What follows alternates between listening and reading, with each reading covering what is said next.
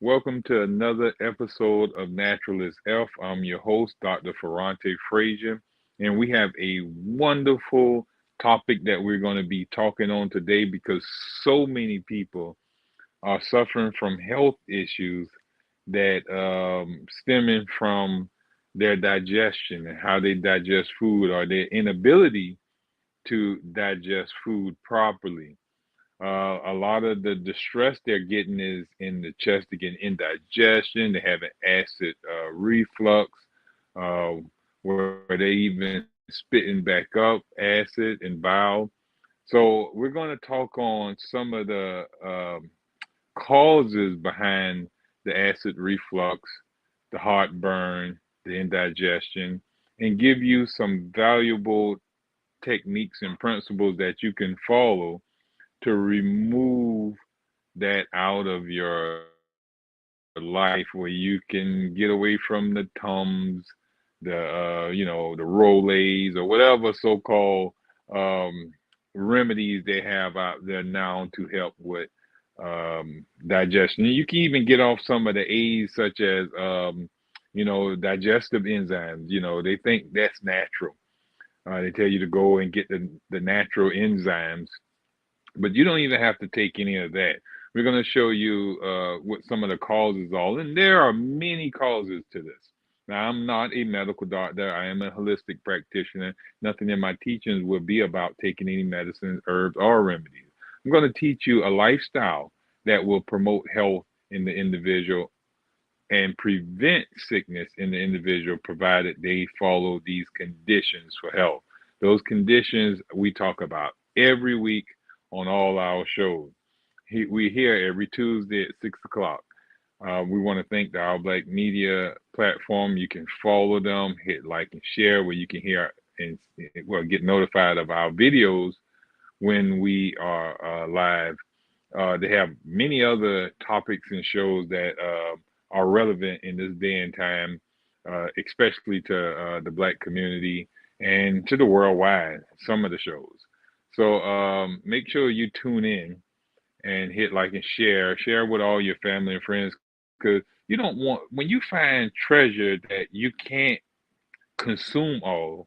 Let's say that you found this this treasure hole of nothing but gold and all type of precious metals. The more you take, the more it produce. So you can never.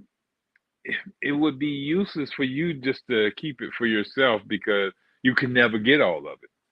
So imagine if you had information that not only could help you but can help all of mankind.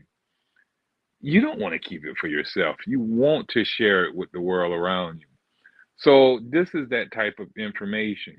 Information on how to restore the human body back to health without the use of medicines, without the use of herbs, without the use of remedies, no surgeries involved, or none of the so-called uh, um, curing so-called modalities.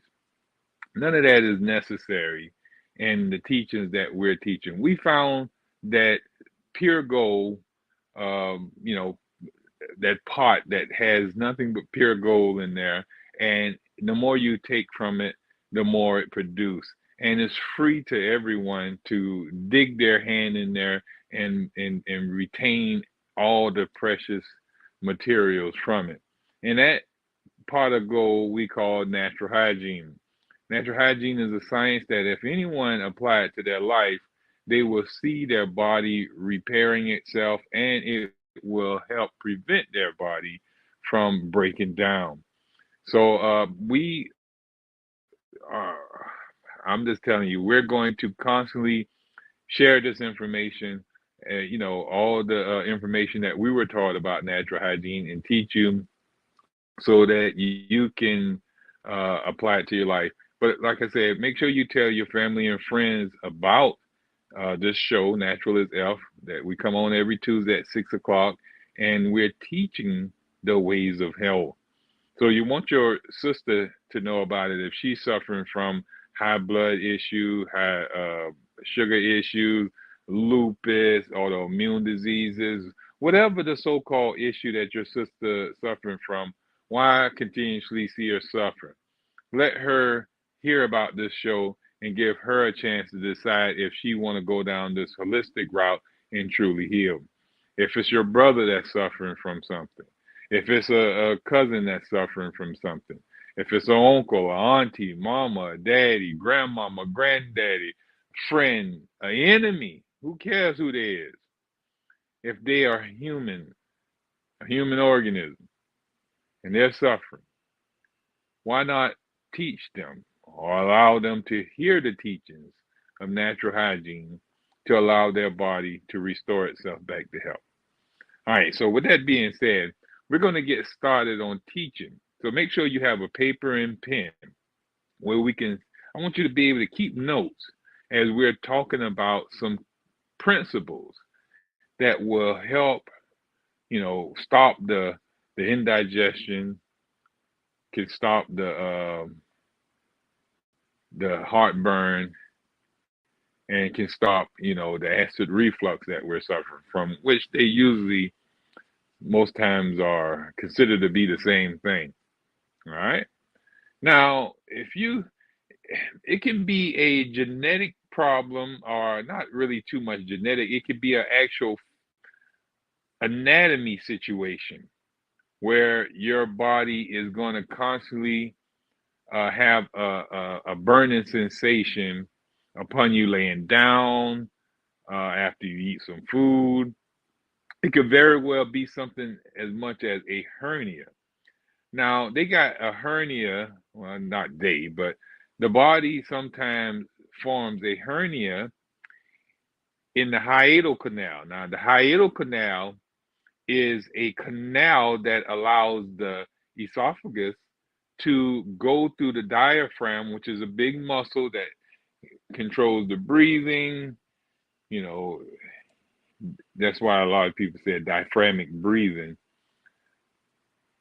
All right. So the diaphragm sits right up under here, and the stomach is right up under there.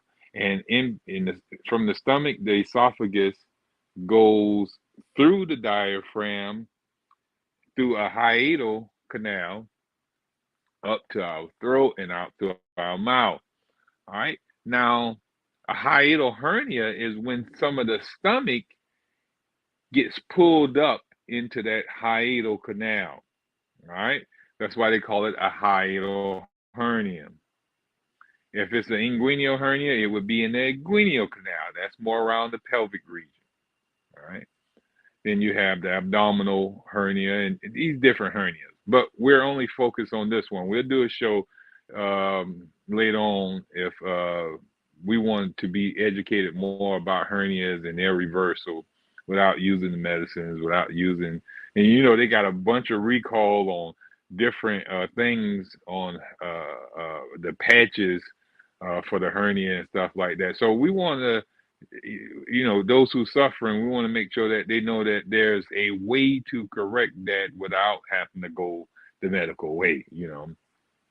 Even those extraniated hernias, you can have that corrected as well on how to reduce the hernia without it's causing you problem or you extrangulating it and making it worse, deadening, and having a really bad problem. All right. So the hiatal hernia, most times they have this one that they call a sliding hiatal hernia. So it will go up into the hiatal canal, and if the stomach being one solid piece, and if piece go up in there, let's say this is the stomach, and let's say this is the hiatal canal, and if the esophagus sticks to it, but now sometimes the stomach goes into that hiatal canal, right, and it'll be stuck. Now it'll be stuck in there. Now you won't be able to eat much food. It's almost like putting a lap band on your stomach, like how a lot of people go to try to lose weight. They go and get lap band surgery where they put a band around their stomach, and they not only can put much food in there now, most of those people are suffering from acid reflux and a bunch of other stuff, just like the person with a hiatal hernia. Some of the symptoms are very similar. So now the thing about it is that hiatal hernia is usually caused from those who are not breathing from their belly. If you do a lot of breathing from your chest and you don't breathe from your belly, your diaphragm tends to weaken. It's not as powerful and it tends to atrophy, or it tends to become very lax. And that's how it allows the stomach to slide in and out of the hiatal canal. Now, a lot of times what push the stomach up into the hiatal canal is gas. When we're constantly having a bunch of gastritis going on in our stomach, gastric inflammation, a bunch of belching and passing of gas.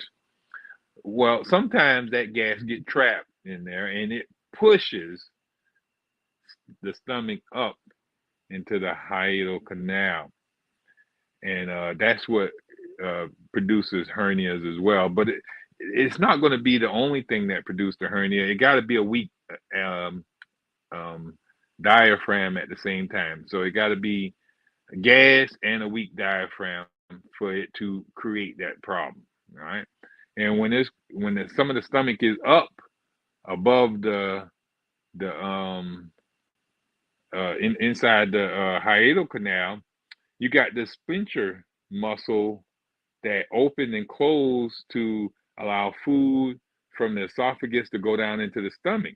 But when it's up in the hiatal canal, that sphincter muscle, that open and door close, because that's what the sphincter muscle do, it opens and closes. Okay, so when food come in, it opens and allow food to come in, and then it closes back. All right. But if it's stuck, if the stomach is pinched up into the hiatal canal, then this sphincter muscle don't close all the way; it still be open. All right. And as some of the stomach is above there, it's gases and acid in there, and that acid is going on top of that sphincter muscle. So you're burning some of your esophagus at the bottom. That's that sensation that you're getting from that burning sensation. You gotta keep on doing that because you got to think about it. Some of the stomach is in there, is above the hiatal canal, and the sphincter muscle is down and it's wasting. That's when you have a chronic problem with acid burning. All right, most likely you have a hiatal hernia, and that sphincter muscle is not closing because when the stomach is down regular, that the gas is automatically going to close that sphincter muscle, or the acid is going to rise enough to keep it closed. All right. But when it's in that hiatal canal, it's going to be kept open because it can't close because it's pinched in there. So it can't close properly. So it's going to be a little bit open, and some of the acid is going to be leaking out of it and burning your esophagus. Now, another reason, without it being a hiatal hernia, you can have low acid in your stomach. Low acid in your stomach will also don't allow that sphincter muscle to close. Remember, I told you when you have a lot of acid in your stomach, the acid pushes up and it closes the sphincter muscle. But when the acid drop, the acid levels in the stomach drops, so will the sphincter muscle drop. All right, and if it's a little bit of acid in there and the sphincter muscle drop because it's not enough to keep it closed and shut, well, when you lay down, the acid is going to slide and slide around it and burn. All right. So those are two simple ways. Well, not simple. Those are more anatomy situations that's going to cause indigestion, acid reflux. So you would want to get with someone who know how to, ask you questions and come up with what's causing your acid reflux, what's causing your indigestion, what's causing your heartburn.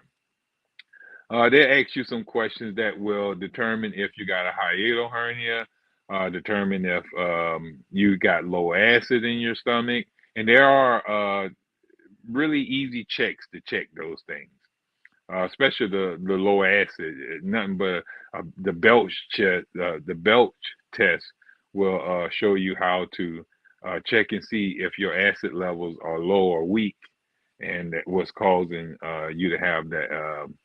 The bloating, the indigestion, and stuff like that.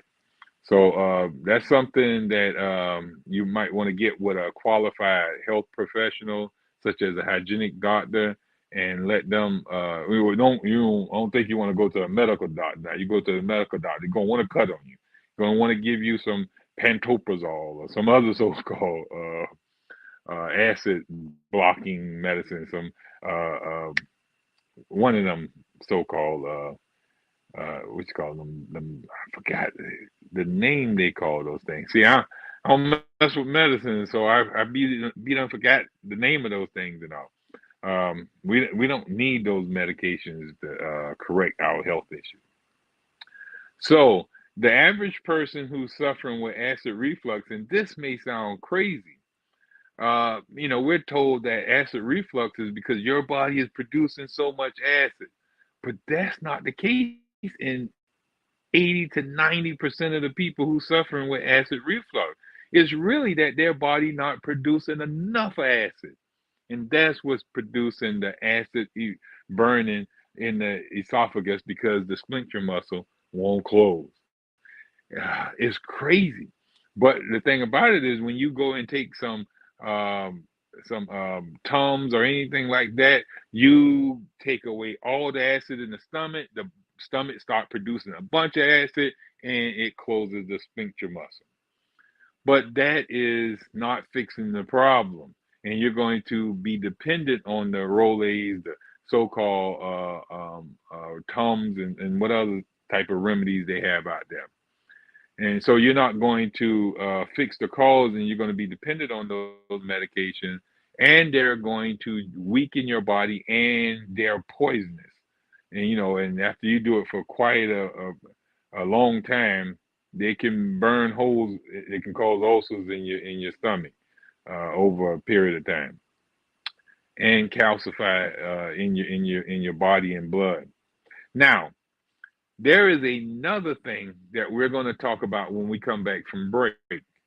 Now we're going to talk about food combining, and I'm going to get into that when we come back. So I want you to make sure that you have a paper and pen.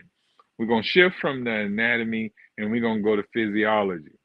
We're going to understand how the stomach works and how to properly combine our foods and eat foods in a manner where they can digest properly and not sit there ferment producing gases and causing all those anatomy defects that we talked about in the first part of the show.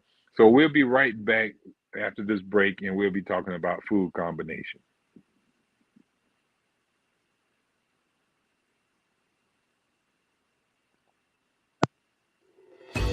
Have you ever experienced a Juneteenth event? Come out to Port Wentworth and celebrate our second annual Juneteenth Festival. Friday, June 21st from 5 p.m. until 9 p.m. Come enjoy our music, our food, our heritage, our culture, and our history. It will be plenty of fun for everyone. Juneteenth is American history. It's a day that we celebrate and remember. It's a day that we look back, but more importantly, a day that we look forward. Join us this June.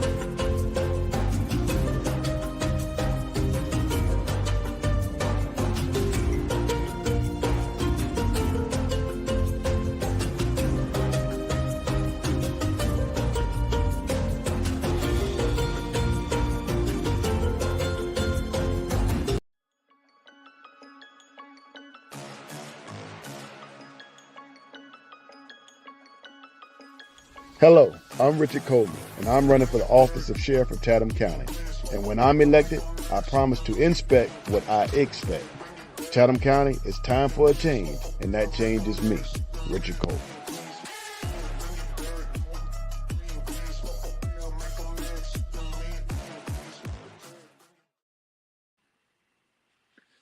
Thank you for sticking with us. I hope you got a paper and pen.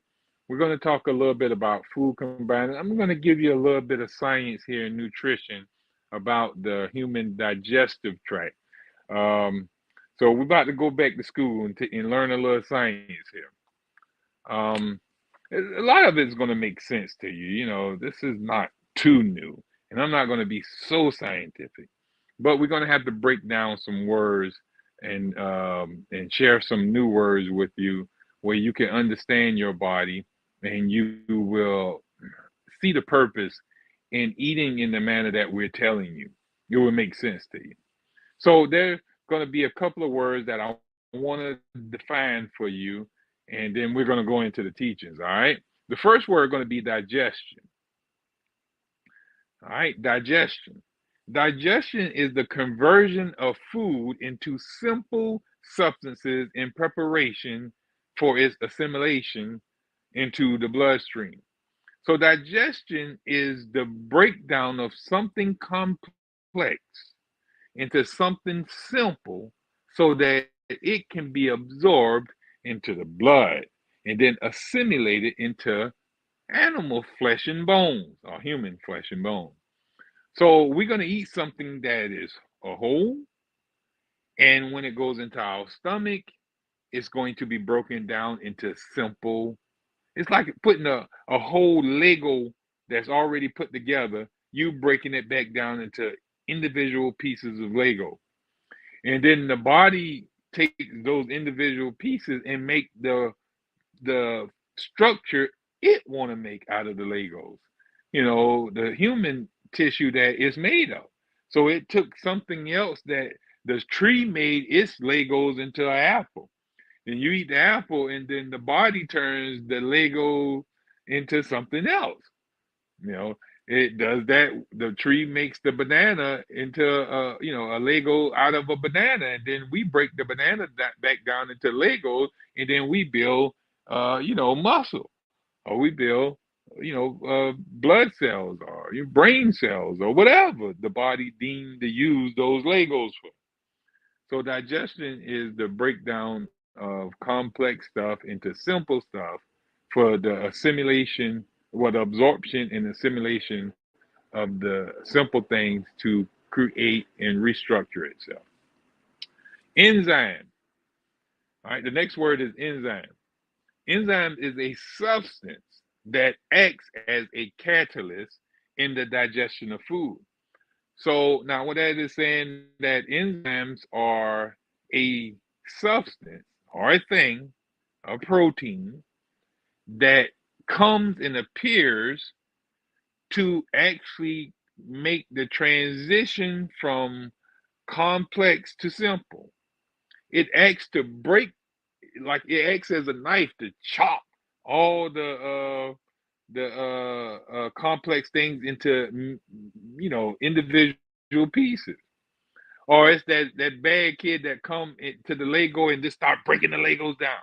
That's what enzymes do. Enzymes is that bad kid that comes when you got your big structure up and he come there and just fall on the Legos and and all the Legos become one little one single piece of Legos again. You say, oh, you done broke my structure all the way down.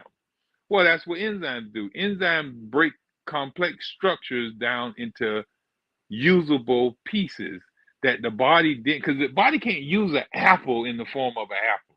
The body can't use the banana in the form of the banana. It got to break down it into simple parts. It got to pull the vitamin A. It got to pull the vitamin B. It got to pull the calcium, the magnesium, and the potassium, and all the other so-called ingredients, macronutrients and micronutrients out of this food. They got to get the proteins. They got to get the carbohydrates.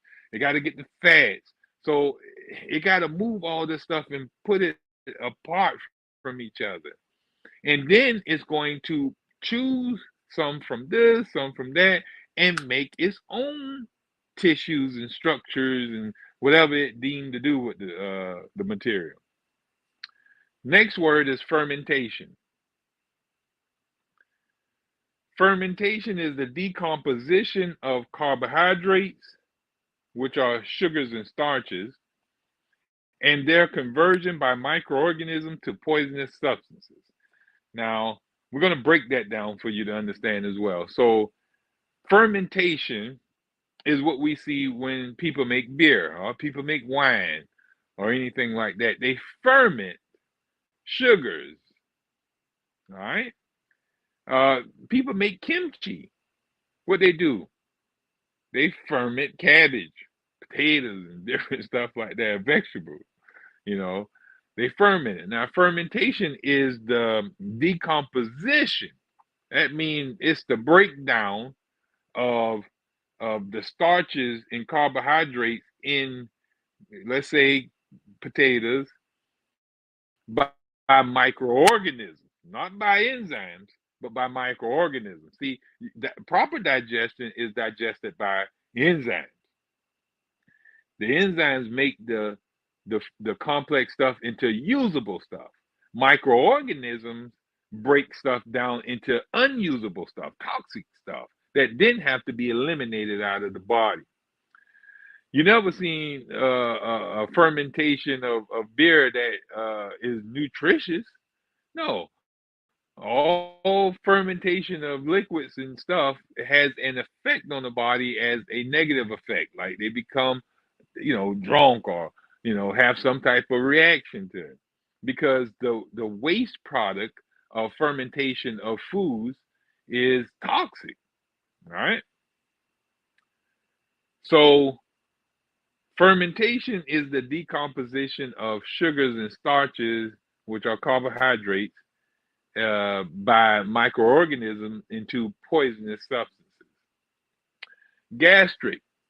Anything when we're talking about gastric, we're talking is pertaining to the stomach.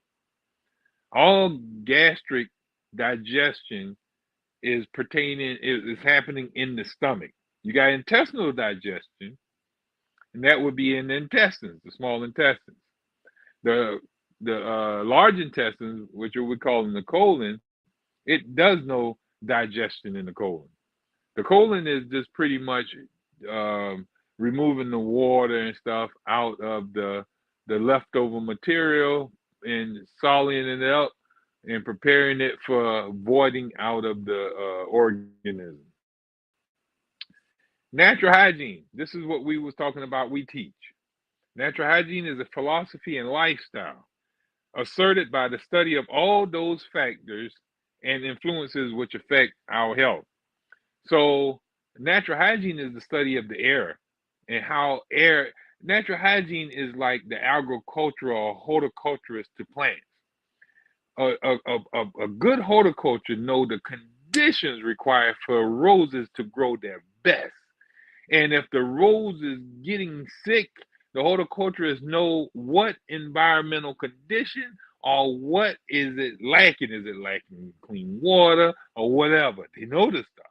Well, we as natural hygienists, we know the conditions and the environmental needs of the human body, the human organism. And if an individual is come suffering, then we know how to, well, we'll know what the environmental condition is lacking, or the lifestyle habit that is not, you'll say, ideal or favorable, and it's causing their suffering. So natural hygiene is all those factors. All right. So natural hygiene is horticulture to the human organism. It knows the air that the body needs. It know that the body needs sunlight, sun exposure, need ideal food. It need cleanliness. It need nurturing relationships. It need regular movement. It need rest and sleep. It need emotional balance. All the conditions and means for health is under the umbrella of natural hygiene. Nutrition. Nutrition is the sum total of all body processes which interact to supply our nutritive needs. So the sum total of all body processes which interact to supply our nutritive needs. Now here we see that the body don't just need food. The body also need air. The body also needs water. The body also needs sun exposure. So nutrition is the sum total of all the things that the body take in to replace its cells and tissue. So you want to make sure that you have the proper nutrition. And so if those four are nutrition, air, water, sun, and food,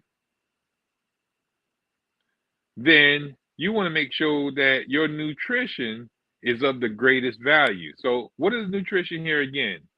Air, water, sun, and food. All right, so you want to make sure the air quality that you're getting is the best. You don't want it to be Febreze, airwick, candles, incense, or any other type of chemical poison that we're allowing to go into our organism. Because the human body only is supposed to breathe in oxygen. Any other thing will interfere with its nutrition. We know that water, clean water, the cleanest water. We don't need water with anything in it. We don't need no mineralized water, none of the sophisticated water they got out here now, none of the Gatorade, Powerades, or any other aids. We need only pure clean water. H2O, nothing else, nothing more. All right, H2O, nothing less and nothing more. We don't need H21. We don't need H23. We don't need H59 or any other substance that can be combined to make something other than pure, clean H2O. All right. So we also know we need sunlight. All right. These sun tanning beds and all these unnatural lights that we have, they're not doing us any justice. But to go out there and bathe in the sun is the only justice we can receive and help us with nurturing our body. So that's proper nutrition, sun exposure. We also know the ideal food, you know. So nutrition is just going to be food, sun, air, and water. And the last definition that we're going to give is putrefaction. All right, putrefaction is similar to decomposition or fermentation. Fermentation is when carbs break down unnaturally. But putrefaction is when proteins break down unnaturally. All right, so let's read it. The decomposition of proteins and their conversion by microorganisms to poisonous substances. So fermentation is when microorganisms and bacteria and all type of stuff come and eat away carbs, and they leave behind a poisonous waste substance. Enzymes eat and break down carbs into usable substances. Well, putrefaction is when microorganisms come and break down proteins into poisonous substances. Enzymes break proteins down into amino acids, usable substances. So, proper digestion cannot be done properly if your food is rotting inside of you, because that's what putrefaction is, rotting. If your food is rotting or fermenting in your gut area, you having sour belching, you having a rumbling and tumbling, you having the really, you know, we call it botulism. You're having the headaches, you're having the stabbing pains in your stomach, you're having the diarrhea, you're vomiting up your food. These foods are not digesting, and the body is getting rid of it because it's becoming toxic inside. Just because we eat food don't mean that it's digesting. All right. So, especially in the manner we eat that food, there's so much to say about how we eat the food. Like I said, the manner of how we eat the food. We eat in a hurry. We don't chew up our food because you got to think about it. Digestion starts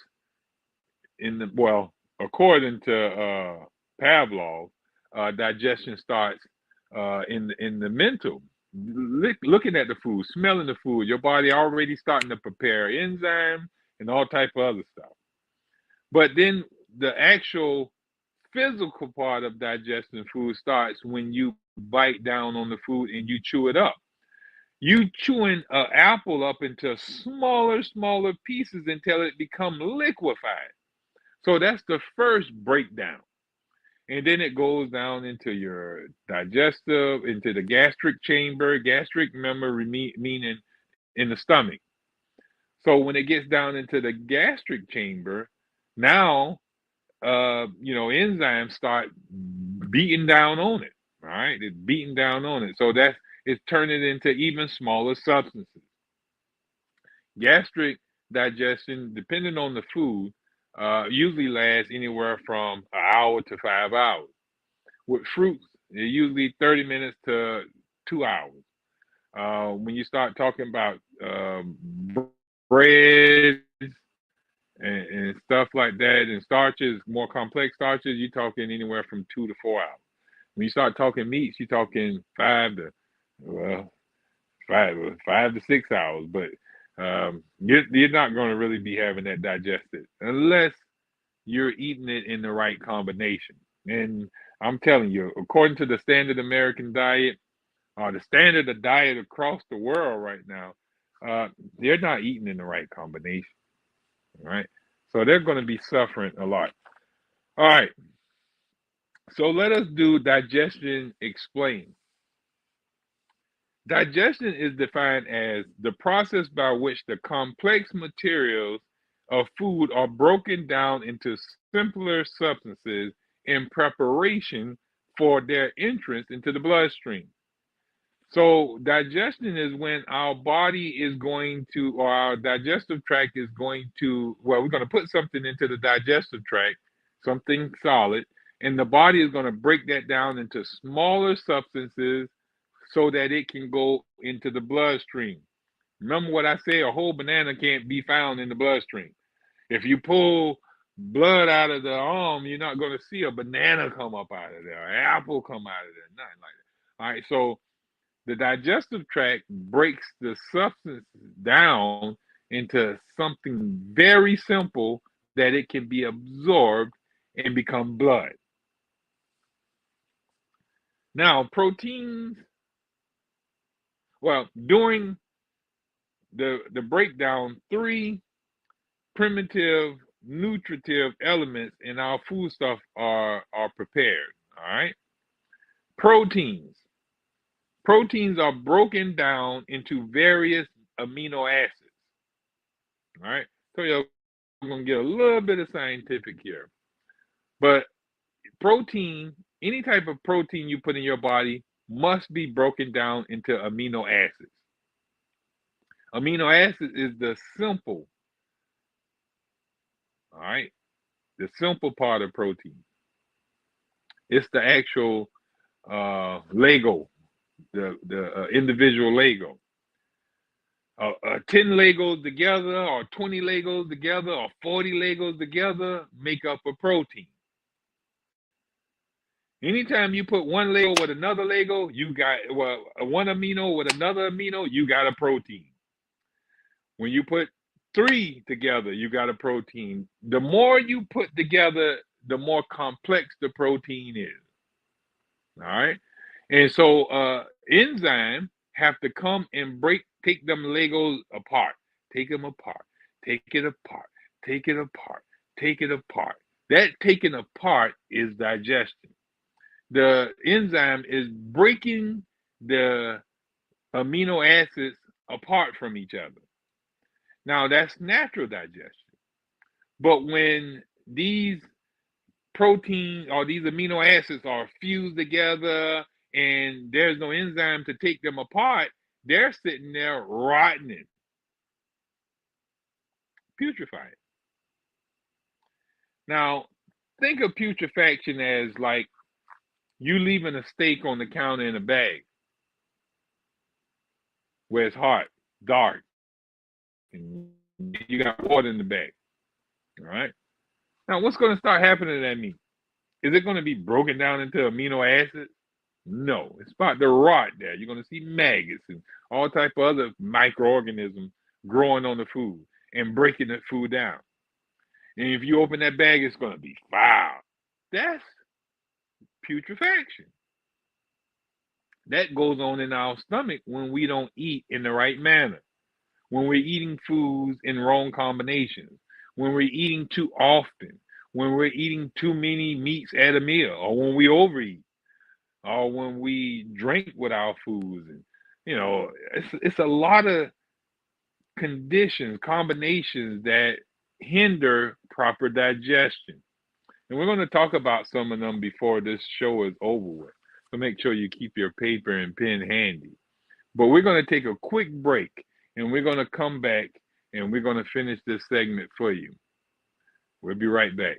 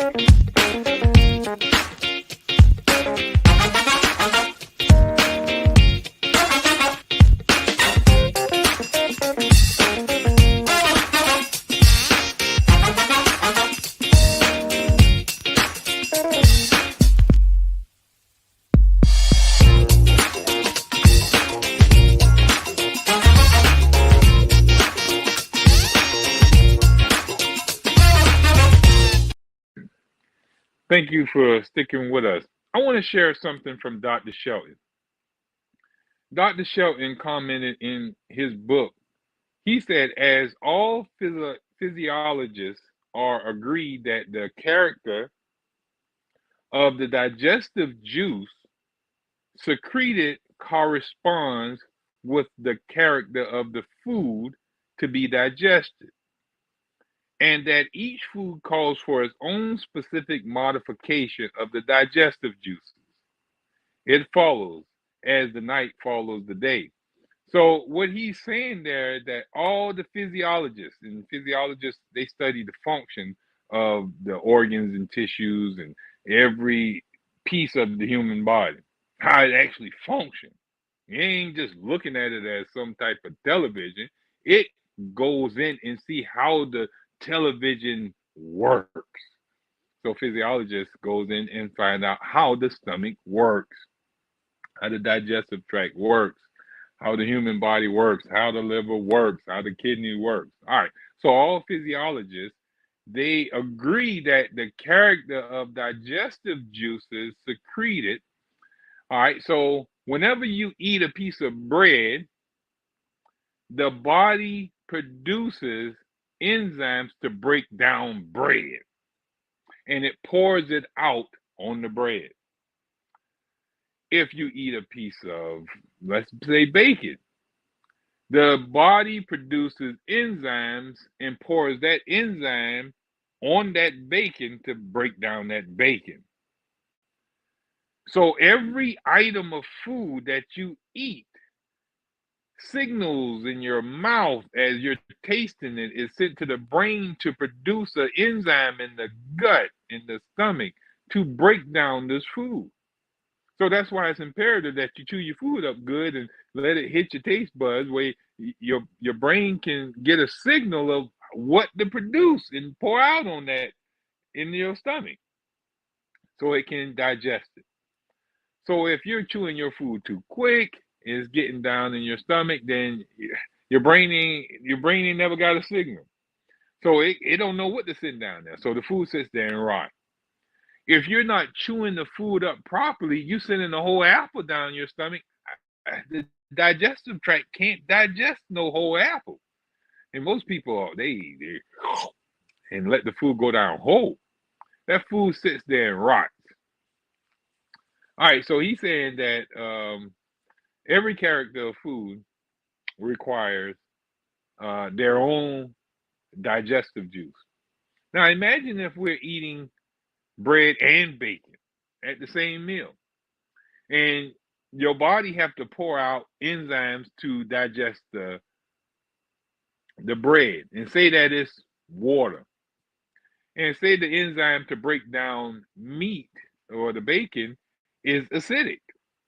And if the body pours out water and acid to break down the bread and the bacon, well, what is the fluid going to be like if you pour water and acid together? The water is going to become a little more acidic, and the acid is going to become more weaker, more watery.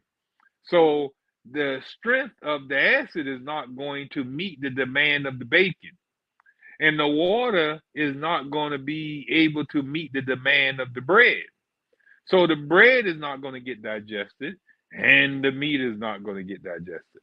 So when you eat two foods that are out of character, such as bread and meat, at the same meal, and the body have to produce two totally different juices to break them down, you're going to make it difficult for digestion.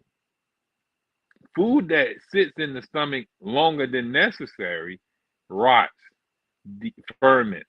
All right. Now, if you don't know what fermentation is, refer to the dictionary. We gave you those a few minutes ago.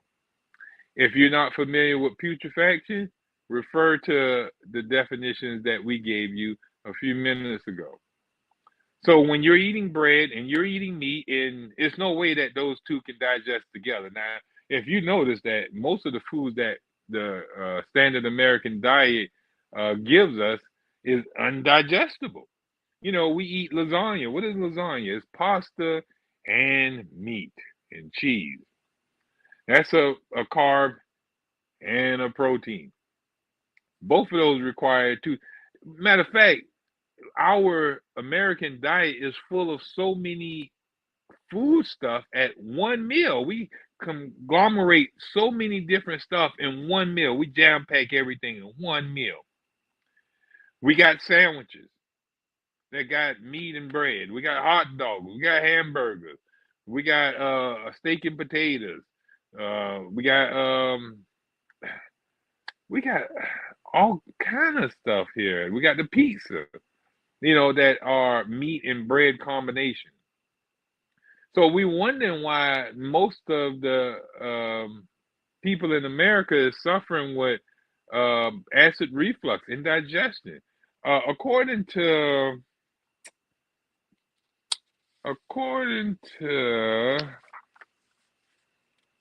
let's see, it says that here. It said, according to Victoria Bidwell, she said the fact that $2 billion are, and this is an old reference because this book was written back in way back. So I can imagine how much money is spent in this now.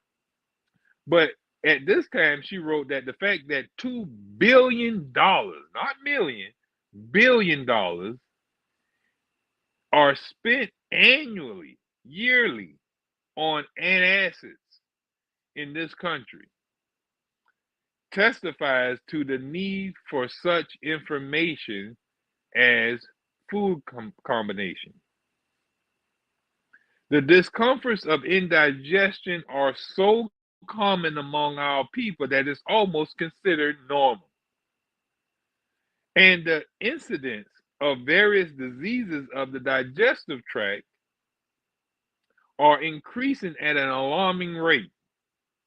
Rather than use drugs to suppress the symptoms of indigestion, it would be wiser to remove the cause of the indigestion and then apply those practices which favor good digestion. Simple meals of compatible combinations are a significant factor in maintaining good digestion. All right.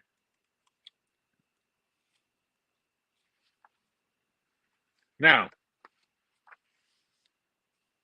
there are the human digestive tract may be conveniently divided into three following cavities: the mouth, all right, the stomach, and the small intestine.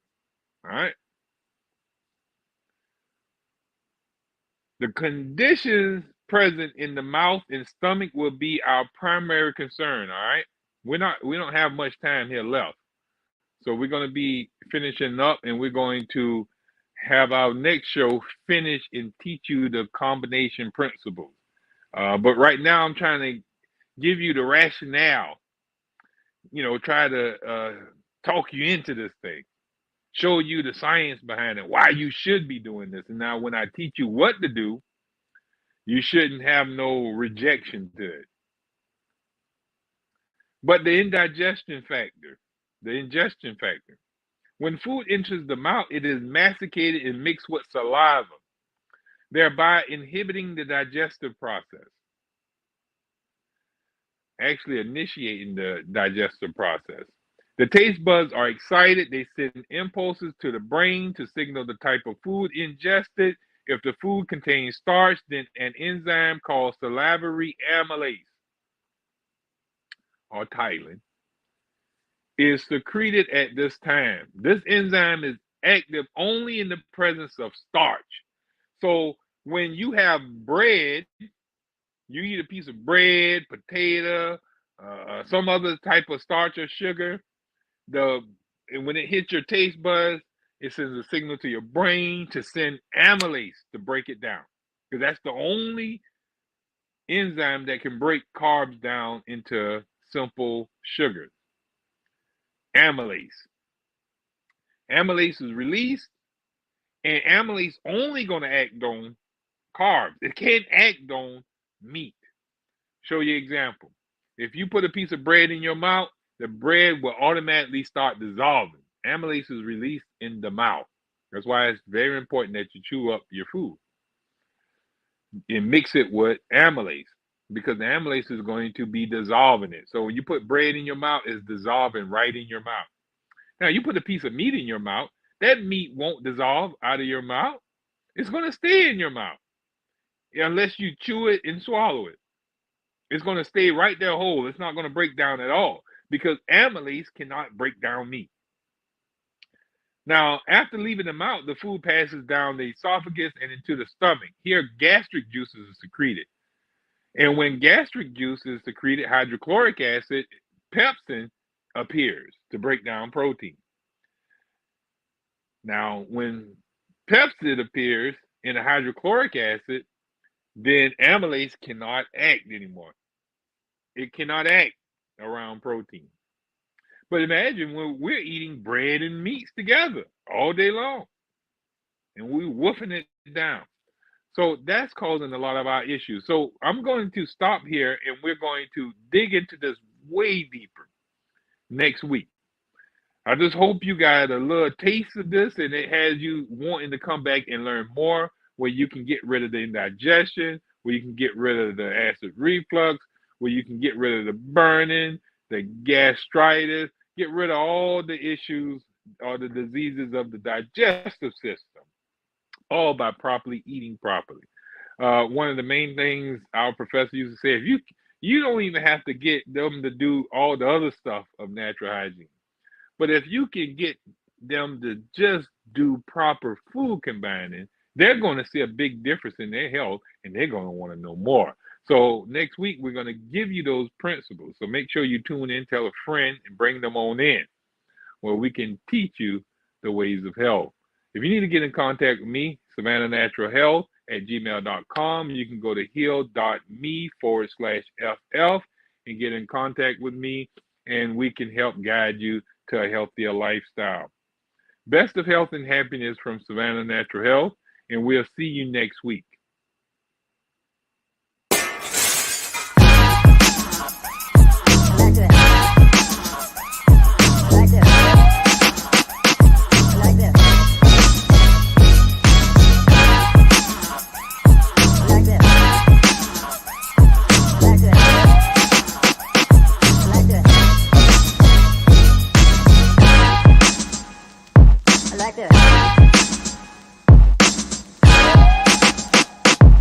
like this. I like this. I like this. I like this. I like this. I like this. I like this. I like this.